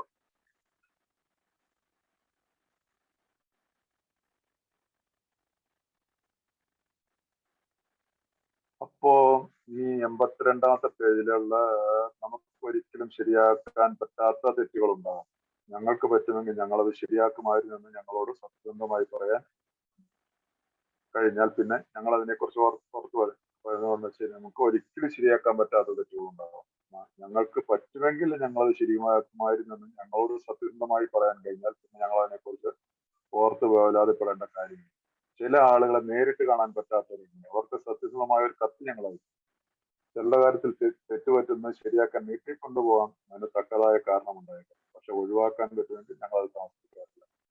ഏറാൻ മുട്ടികളാകാതെയും ഉപയോഗശൂന്യരാകാതെയും നാം സാമാന്യ ബുദ്ധികളുള്ളവരായും നയമാരമായ സമീപനമുള്ളവരായും മറ്റുള്ളവരുടെ പരിഗണനയുള്ളവരായും വിനയാന്യതരും, ആ വാക്ക് ശ്രദ്ധിക്കുക, വിനയാന്യതരുമായിരിക്കും. ദൈവത്തിന്റെ ആളുകൾ എന്ന നിലയ്ക്ക് നമുക്ക് കിട്ടിയ ഒരു പദവിയാണ്. ദൈവത്തിന്റെ ആളുകൾ എന്ന നിലയ്ക്ക് ഞങ്ങൾ സ്വന്തം കാലുകളിൽ നിൽക്കുന്നു. ഞങ്ങൾ ആരുടെ മുമ്പിലും ഇഴയേണ്ട ആവശ്യമില്ല. അപ്പൊ ഈ പാരഗ്രാഫിൽ കണ്ടോ, നമുക്ക് ഒരിക്കലും ശരിയാക്കാൻ പറ്റാത്ത പല തെറ്റുകളുണ്ടാകും. ഒരു പരിഹാരം ചെയ്യാൻ പറ്റത്തില്ല. അവിടെ എന്ത് ചെയ്യാൻ പറ്റും? ഞങ്ങൾക്ക് പറ്റുമെങ്കിൽ ഞങ്ങൾ ശരിയാക്കുമായിരുന്നു ഞങ്ങളോട് സത്യം. എനിക്ക് പറ്റുമായിരുന്നെങ്കിൽ അത് തീർച്ചയായിട്ടും തന്നെ എന്ത് പരിഹാരം ചെയ്യുമായിരുന്നു. പക്ഷെ എനിക്കൊട്ട് സാധിക്കുന്നില്ല. അങ്ങനെയുള്ളൊരു ഇതിനെ കുറിച്ച് എനിക്ക് എന്നെക്കുറിച്ച് പറയാൻ, സത്യസന്ധമായി പറയാൻ കഴിഞ്ഞാൽ പിന്നെ അതിനെക്കുറിച്ച് ഓർത്ത് വേവലാതിപ്പെടണ്ട. സത്യസന്ധമായിരിക്കും. ഒരു സൊല്യൂഷൻ ചെയ്യാൻ പറ്റില്ല, ചെയ്തു പോയി. അതിന് എന്ത് ചെയ്യാൻ പറ്റും? ഒന്നും ചെയ്യാൻ പറ്റില്ല. ഒരു പരിഹാരം ചെയ്യാനുള്ള ഒരു മാർഗമില്ല. അപ്പൊ അവിടെ ഞാൻ അതൊരു സത്യസന്ധമായിട്ടുള്ളൊരു എന്റെ മനസ്സിനോടും, അതിനാണ് നമ്മൾ തുറന്ന് സംസാരിക്കുന്ന ഒരു സ്പോൺസറുമായിട്ട് സംസാരിക്കുന്നത്. സ്പോൺസർ പറയും അത് ലെറ്റ് ഗോ ചെയ്തേക്കാം, വിട്ടേക്കാം, എനിക്കൊന്നും ചെയ്യാൻ പറ്റത്തില്ല, ഇതിന് നീ ദൈവത്തിന്റെ മുമ്പിൽ ഞാൻ ഏറ്റു പറഞ്ഞതാണ്. ദൈവത്തിന്റെ മുമ്പിൽ ഏറ്റു പറയാന്ന് മാത്രമല്ലേ ചെയ്യാൻ പറ്റുള്ളൂ. ആ രീതിയിൽ അതിനെ കാണുക. അത് ഞാൻ പറഞ്ഞില്ലേ, ഇപ്പൊ നമ്മൾ ഈ പറഞ്ഞ പാരഗ്രാഫിൽ അതിപ്പോ സെക്സും ഒക്കെ ആയിട്ട് ബന്ധപ്പെട്ടായിരിക്കും. ഒരു പെൺകുട്ടിയായിട്ട് നമുക്ക് ഒരു അവിഹിത ബന്ധം ഉണ്ടായിട്ട് അവളുടെ ജീവിതത്തെ അവള് നമ്മൾ ദുരുപയോഗം ചെയ്തിട്ടുണ്ടെങ്കിൽ അതിനകത്ത് നമുക്ക് എന്ത് ചെയ്യാൻ പറ്റും? ചെയ്തു പോയില്ല, ഇനിയിപ്പോ ഒന്നും ചെയ്യാൻ പറ്റത്തില്ല. അപ്പൊ അങ്ങനെയൊക്കെ ഉള്ളതുകൊണ്ടാണ് ഈ അഭിപ്രായത്തിന്റെ ഇതിനകത്ത് എഴുതിയിരിക്കുന്ന എന്റെ തെറ്റുകൾ ഞാൻ പരിഹാരം ചെയ്യണം. അങ്ങനെ ചെയ്യുമ്പോൾ കാര്യങ്ങൾ കൂടുതൽ വഷളാകാതെ നോക്കുകയാണ്. കാരണം ഒരു കല്യാണം കഴിഞ്ഞ അവള് ജീവിക്കാൻ അവൾക്ക് അവിടെ ചെന്നിട്ട് എനിക്ക് ക്ഷമ വയ്ക്കാൻ പറ്റും. അവളുടെ ഭർത്താവിന്റെ എങ്ങനെയായാലും ആ കഴിഞ്ഞ ഒരു അധ്യായമാണ്. അപ്പൊ അതുകൊണ്ട് കഴിയുന്നത് അങ്ങനെയുള്ള പറയാനുള്ള ഒരു സാഹചര്യം അതിനെക്കുറിച്ച് ഓർമ്മപ്പെടുത്താനോ അതിനെക്കുറിച്ച് കുറച്ച് വേലാതിപ്പെടുന്നതല്ല. അതുകൊണ്ടാണ് ചുരുക്കത്തിൽ മറ്റേതൊരു പ്രശ്നം പോലെ സെക്സ് ഞാൻ കൈകാര്യം ചെയ്യുന്നു. ഓരോ പ്രശ്നത്തിലും എന്താണ് വേണ്ടത് ഞാൻ ദൈവത്തോട് ധ്യാനിക്കുന്നു. ശരിയായിട്ട് ഉത്തരം കിട്ടും എനിക്ക് ആഗ്രഹമുണ്ടെങ്കിൽ. ആ ഒരു പ്രാർത്ഥന നിങ്ങൾ ഓർത്തിരുന്നുള്ള 8-9 പടിയുടെ ഭാഗത്ത്. ഇനിയാണ് ഈ 9ാമത്തെ പടിയുടെ പ്രോമിസ്. അത് നമ്മൾ ഒരുവിധമുള്ള മീറ്റിങ്ങുകളിലെല്ലാം വായിക്കുന്നതാണ്. നമ്മുടെ പുരോഗതിയിലെ ഈ ഘട്ടത്തിൽ നാം കഠിനാധ്വാനത്തിന്, പലപ്പോഴും പറയാറില്ല എയുടെ പ്രോഗ്രാം ഒരു സിമ്പിൾ പ്രോഗ്രാമാണ്, എളുപ്പത്തിൽ ചെയ്യണം, സരളമായി ചെയ്യുക എന്ന് പറയും. സരളതയൊന്നുമില്ല, കഠിനാധ്വാനം തന്നെ വേണം. Vigorous honesty. ആ കഠിനാധ്വാനം എന്ന് പറയുന്നതാണ് കൃത്യമായ സത്യസന്ധത. ആ സത്യസന്ധതയ്ക്ക് നമ്മൾ തയ്യാറാണെങ്കിൽ പകുതി വഴി ചെല്ലുന്നതിന് മുമ്പ് തന്നെ നാം അത്ഭുതപരത ഒരു പുതിയ സ്വാതന്ത്ര്യവും സന്തോഷവും നാം അറിയാൻ പോകും. നമ്മുടെ 12 വാഗ്ദാനങ്ങൾ പറയാൻ ഉള്ളതിൽ ഓരോന്നോരോന്നായിട്ട് പറയുകയാണ്. എന്താണ് നമ്മൾ അത്ഭുതപരത. കാരണം ഞാൻ ഇത്രയും, കാരണം ഈ ഒരു 3 വർഷം 4 വർഷമൊക്കെ സോബറിറ്റി ഒക്കെ ആകുമ്പോഴത്തേക്കും നമ്മുടെ ഒരു ഫിസിക്കലി ഒരു റിപ്പയറോ ഉണ്ടാവും, ഫൈനാൻഷ്യലി വ്യത്യാസങ്ങൾ ജീവിതത്തിലുണ്ടാവും, കടങ്ങളൊക്കെ കുറയും. അങ്ങനെ ജീവിതത്തിൽ വീട്ടിലും ഇതിലൊക്കെ നമ്മളെ തന്നെ അത്ഭുതപ്പെടുത്തുന്ന രീതിയിലുള്ള ഒരു വളർച്ച ഉണ്ടാവും. അതൊരു വാഗ്ദാനമായിട്ടാണ് അത് ചെയ്യുന്നത്. അപ്പോൾ ഒരു പുതിയ സന്തോഷവും സ്വാതന്ത്ര്യവും നാം അറിയാൻ പോവുകയാണ്. ഇനി അങ്ങോട്ടുള്ളത് എന്താണ്? പുതിയൊരു സന്തോഷം. കാരണം ഇന്ന് ഞാൻ മദ്യത്തോടുള്ള എനിക്കൊരു ആസക്തിയില്ല. മദ്യത്തെക്കുറിച്ചുള്ള ചിന്ത പോലെ എന്റെ മനസ്സിൽ വരുന്നില്ല. സ്വതന്ത്രനാണ്. മറ്റേ മദ്യം കൊണ്ടില്ലെങ്കിൽ അല്ലെങ്കിൽ മറ്റു പല ശീലങ്ങളുള്ളവരെ സിഗരറ്റ് വലിയോ അങ്ങനെയുള്ള ഒരുപാട് അഡിക്ഷനുള്ള സാധനങ്ങളുണ്ടല്ലോ. ഇതൊക്കെ കയ്യിലില്ലെങ്കിൽ നമ്മളെന്താണ് നമ്മുടെ ഒന്നാമത്തെ പടിയിൽ പറഞ്ഞിട്ടുള്ള 6 restless, irritable and discontent. Here I am not restless. നമുക്ക് 9ാമത്തെ പടിയിൽ എത്തുമ്പോഴത്തേക്ക് യാതൊരു റെസ്റ്റ്ലെസ്, പ്രശാന്തതയാണ്. രാവിലെ എണീക്കുമ്പോൾ എനിക്ക് അതൊരുമില്ല. എനിക്കൊരു മുൻഷുണ്ടിയില്ല. ഇറിറ്റബിൾ അല്ല മനുഷ്യൻ. പെട്ടെന്ന് ആരോടും പൊട്ടിത്തെറിക്കുന്നില്ല. വളരെ ശാന്തനായിട്ടിരുന്ന് വന്നാൽ ചായയും കുടിച്ച് വൈഫിനോട് തിരിച്ചു വർത്താനം പറഞ്ഞിട്ട് പത്രം വായിച്ചിട്ട് നമ്മൾ ഇരിക്കും. മുമ്പ് അങ്ങനെ ആയിരുന്നില്ല. ഡിസ്കണ്ടന്റ് അല്ല. അന്ന് ഡിസ്കണ്ടന്റ് ആയിരുന്നു. ഇപ്പൊ ഞാൻ ഡിസ്കണ്ടന്റ് ആയിരുന്നു. ഉത്തരവാദിത്തമുള്ളവനാണ്. അലസത ഭാവമില്ല. അപ്പൊ ഇതിൽ നിന്നുള്ള പുതിയ സ്വാതന്ത്ര്യം ഈ 1ാമത്തെ പടിയിലെ അൺമാനേജബിലിറ്റിയിൽ നിന്നുള്ള മോചനമാണ്. My life is unmanageable. Second part of the first.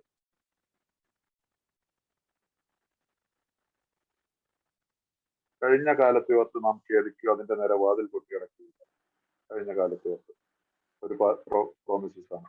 പ്രശാന്തി എന്ന വാക്കിന്റെ അർത്ഥം നാം നന്നായി ഗ്രഹിക്കും. സമാധാനം എന്തെന്ന് നാം അറിയുകയും ചെയ്യും.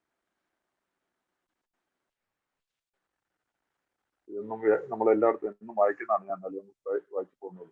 നാം എത്രമേൽ താഴോട്ട് പോയിട്ടുണ്ടെന്നത് ഒരു പ്രശ്നമല്ല. നമ്മുടെ അനുഭവങ്ങൾ എങ്ങനെ മറ്റുള്ളവർക്ക് പ്രയോജനപ്പെടുത്താമെന്ന് നാം കാണും. നമ്മുടെ ജീവിതത്തിൽ ഇതാണ് this is the message.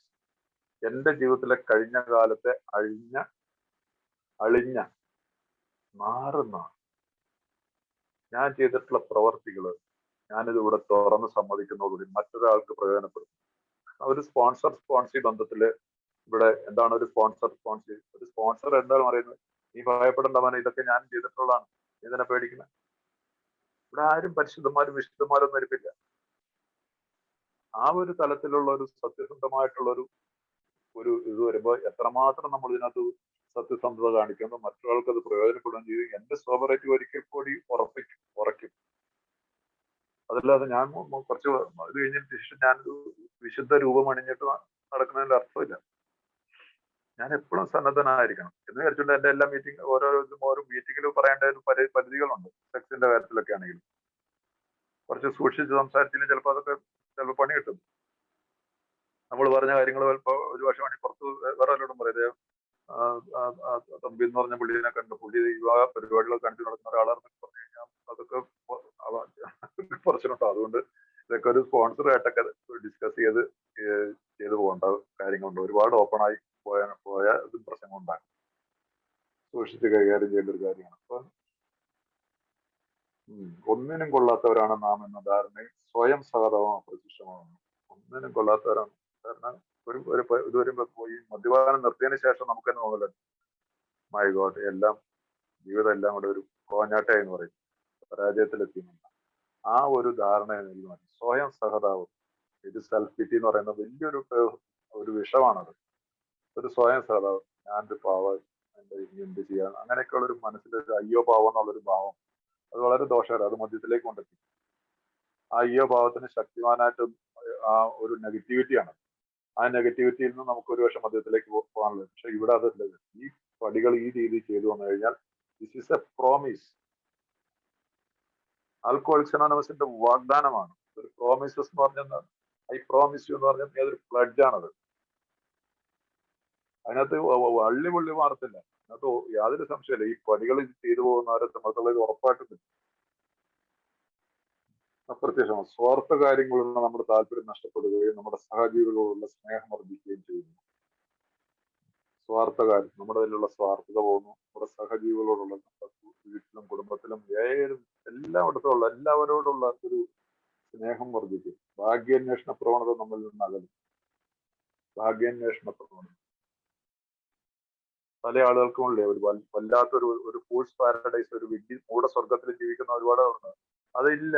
Reality എന്ത് എന്റെ കയ്യിലുണ്ടോ that I am happy with what I have. എനിക്ക് എന്തുകൊണ്ട് അതിൽ ഞാൻ സന്തോഷമാണ്. സത്യസന്ധമായ രീതിയിലുള്ള സന്തോഷമാണ്.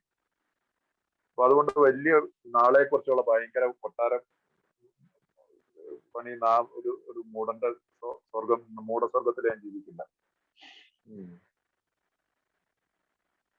ജീവിതത്തോടുള്ള നമ്മുടെ മനോഭാവം, കാഴ്ചപ്പാടുന്ന ലളിതമായ ഭാഷയാണ്. ആളുകളെ കുറിച്ച്, സാമ്പത്തിക സുരക്ഷിതത്തെ കുറിച്ചുള്ള ഭയം നമ്മൾക്ക്. ആളുകളെ നമുക്ക് ഭയമായിരുന്നു. മറ്റു പലരും അവരെന്ത് വിചാരിക്കും, അവരെങ്ങനെ വിചാരിക്കും, അവരെങ്ങനെ പറയുമോ, ആ ഭയം വിട്ടുമാറും. സാമ്പത്തിക അസുരക്ഷിത. എനിക്കൊരു ഇന്നത്തെ ഈ പ്രോഗ്രാം ചെയ്യുന്നവന്റെ വീട്ടിൽ ആരുടെ വീട്ടിൽ പട്ടിണി കിടന്നായിട്ട് ഞാൻ പറ്റും. അവൻ അന്നത്തേക്ക് ജീവിക്കാനുള്ള അവന്റെ വീട്ടിലുണ്ടായിരുന്നു. ഗ്യാരണ്ടീഡാണ്. ആളെ കുറിച്ച് ഓർത്ത് വേദനപ്പെട്ടിട്ടുണ്ട്. നമ്മുടെ വീട്ടിൽ ഒരു കാര്യം മുടങ്ങത്തില്ല. നമ്മുടെ പിള്ളേരുടെ വിദ്യാഭ്യാസം നടക്കും, കല്യാണവും നടക്കും, വീടും ഉണ്ടാവും, എല്ലാം ഉണ്ടാവും. എന്തൊക്കെ പോയിട്ടുണ്ട് അതിന് നല്ലതായിട്ട് ദൈവം തരും. കാരണം സമയത്ത് ദൈവം തന്നെ ഞാൻ അനുഭവിച്ചല്ലോ. ഇന്നും ഒരുപാട് പ്രശ്നങ്ങളുണ്ട്. പക്ഷെ എനിക്കിന്നും ഭയമില്ല. 100% ഞങ്ങൾ പറയും, എനിക്കൊരു ലേശം ഭയമില്ല. കാരണം എനിക്ക് ഉറപ്പുണ്ട്, ഞാൻ ഈ പടികൾ കൂടി സഞ്ചരിച്ചിട്ട് ഇപ്പൊ ജീവിതത്തിൽ ഞാൻ പ്രാവർത്തികമായിട്ട് ജീവിക്കാൻ എന്നെ കൊണ്ടാവുന്ന രീതിയിൽ ഞാൻ ചെയ്തിട്ടുണ്ട്. എനിക്ക് നല്ല ഉറപ്പുണ്ട്. പിന്നെ എന്തിനാ എനിക്ക് ഭയപ്പെടേണ്ട?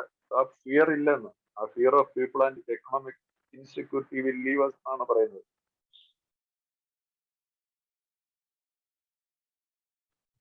നമ്മളെ അന്താളിപ്പിച്ചിരുന്ന സാഹചര്യങ്ങൾ എങ്ങനെ കൈകാര്യം ചെയ്യണമെന്ന് ഒരു ഉൾവിളി കൊണ്ടെന്ന പോലെ പെട്ടെന്ന് ചില കാര്യങ്ങൾ വരുമ്പോൾ നമ്മൾ അന്താളിപ്പിക്കുക, വാട്ട് നെക്സ്റ്റ്, ദൈവം എന്നാ ചെയ്യുന്നുള്ളത് ആ ചിന്തയില്ല.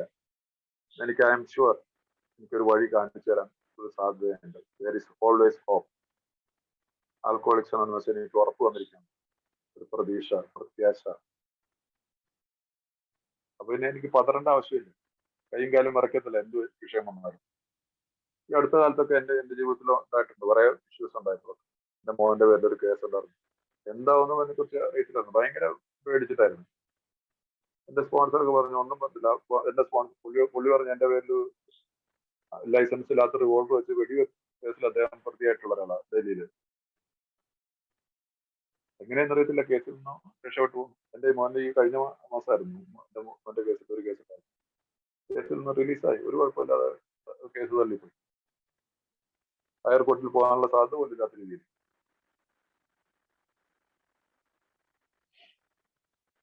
അപ്പൊ ഇങ്ങനെയുള്ള അന്താളിപ്പിക്കുന്ന ഒരു കാര്യമില്ല. കാരണം നമുക്കൊരു വിശ്വാസം ഉണ്ടാവും, മൈ ഗോഡ്, എന്റെ ദൈവം എന്നെ കൈവടിയില്ല. കാരണം ഇത് ഒരു പുതിയ ജന്മത്തിലെ പുതിയൊരു തലമാറ്റിലോ കൊണ്ട് പുതിയൊരു ജീവിത രീതിയാണ് നമ്മൾ ജീവിക്കാൻ പോകുന്നത്.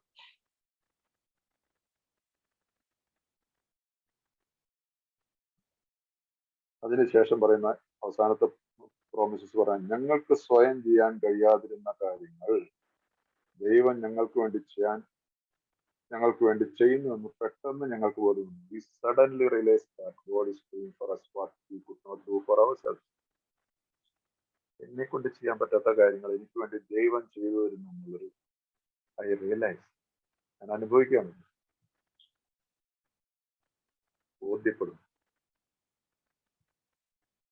അപ്പൊ അതിന്റെ അടുത്തായിട്ട് എഴുതിയിരിക്കുന്ന ഇതൊക്കെ അതിരുകടന്ന വാഗ്ദാനങ്ങളോ അല്ലെന്നാണ് ഞങ്ങൾ വരുന്നത്. ഞങ്ങൾക്കിടയിൽ അത് സഫലമാക്കപ്പെടുന്നു. പലപ്പോഴും പെട്ടെന്ന് ചിലപ്പോൾ സാവധാനം. നാം അതിനുവേണ്ടി ശ്രമിച്ചാൽ അവയെല്ലാം ഇപ്പോഴും സാധ്യമാകും.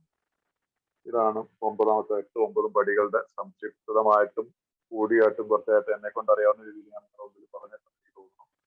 ഇനി ഒരു 15-20 മിനിറ്റ് ഉണ്ട്.